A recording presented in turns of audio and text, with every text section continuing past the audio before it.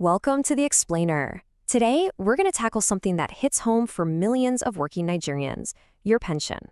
We're going to follow the entire journey of your contribution, right from your payslip all the way to your retirement. So let's get into it. Right? It's the question we've all asked ourselves at some point. You work so hard, you see that little deduction on your payslip every single month, but where does it actually go? The whole thing can feel like a total mystery. Well, in this explainer, we're going to open up that black box and trace the exact path your money takes. Every journey has to start somewhere. And for your pension, that journey begins with a really important piece of legislation, the Pension Reform Act of 2014. You can think of this law as the master rulebook, the official map that guides the entire system for pretty much everyone in Nigeria. So how does the money get put aside? Well, it's not just you, it's actually a partnership. Under the Act, your employer is required to contribute a minimum of 10% of your monthly pay, while you put in a minimum of 8%. Add that up, and that's a solid 18% of your earnings being set aside for your future. Okay, so the very first step on this journey is to get your ticket. And that ticket is a special kind of account called a retirement savings account, or RSA for short. Now, this isn't just any old bank account. It's a dedicated wallet created for one purpose and one purpose only, to hold your pension savings.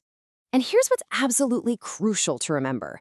Your RSA is yours. It belongs to you and only you. And it has a unique ID number, your PIN. So what happens if you switch jobs? You don't lose your pension or have to start all over again. Nope.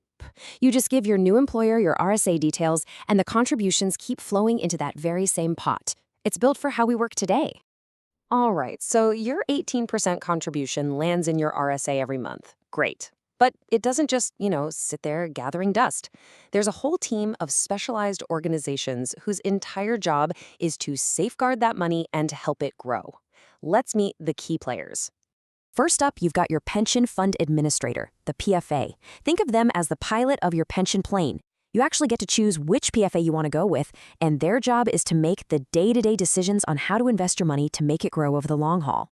But, and this is super important, the PFA never actually touches your money. That's the job of another company called the Pension Fund Custodian, or PFC. The PFC is like a high-security vault. They're the ones who receive the money from your employer and hold on to all the assets your PFA invest in. Their only job is to keep it safe. And this right here, this illustrates the single most important safety feature in the whole system. It's this separation of duties. The PFA makes the investment calls, but the PFC holds the assets. By law, a PFA is literally prohibited from holding the pension funds itself. This is a huge deal. It prevents mismanagement and makes sure your money is always held by a separate, secure company. So who's watching over everybody? That would be the National Pension Commission, or PENCOM. If the PFA is the pilot and the PFC is the vault, then PENCOM is the air traffic controller for the entire industry. They are the government regulator. They set all the rules, they issue the licenses, and they keep a close eye on everyone to make sure the system is safe for you. Okay, so now we know who manages the money. But how exactly do they make it grow? Your PFA is tasked with building your nest egg, but they can't just do whatever they want with it. PENCOM has set out some very clear, very strict rules of the road. The whole game here is about balancing safety and growth, right? So PENCOM's rules say that a big chunk of your money has to be invested in super safe things, like federal government bonds. That protects your capital.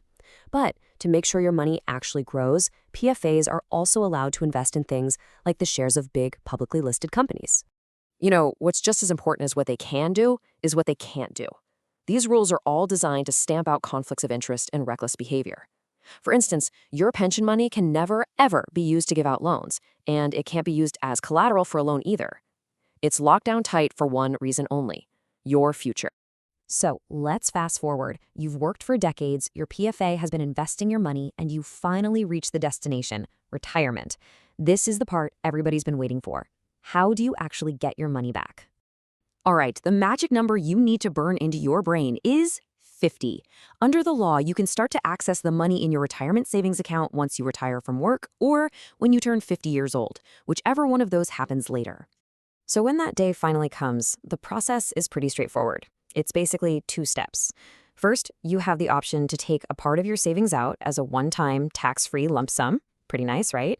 But after that, the law wants to make sure you have a steady income for the rest of your life. So the remaining balance has to be used to provide you with regular payments. And for those regular payments, you've got two main choices. The first is called a programmed withdrawal. That's where your PFA just pays you every month or quarter from the money that's still sitting in your RSA, which also keeps getting invested.